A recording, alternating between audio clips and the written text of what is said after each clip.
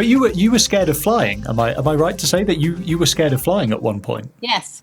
The only reason I got over it because I had a purpose. As soon as I realized the paramotor would be good for aerial photography, and that is the way I can tell a wetland story for all these wetland birds, that was the real clincher for me. And then as soon as I went, I realized that actually it could be a much more useful tool. But yeah, I hadn't always been scared of flying. Now I developed a fear of flying in Panama. We were flying out from Panama City to the San Blas Islands, and there was one little runway that we had to find. And we took off as 4 of us in the back and 2 in the front. And yeah, within the space of an hour, we had come across the most horrendous thunderstorm. The other small planes had turned back, and our pilot thought that he could outrun the storm, and he was very wrong.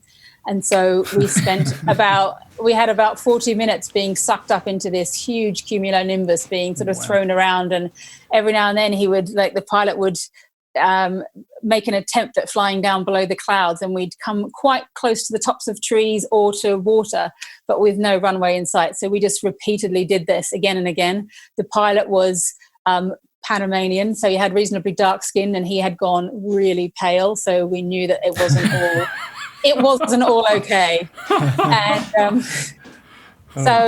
ever since then, any kind of turbulence on a flight had made me a gibbering wreck. So yeah, we're talking like, the little bumps on takeoff, that was enough to make me like, oh, I really can't do this. And it was becoming a problem. So yeah, I started learning to paraglide because I thought the science part of my brain can override the irrational fear one.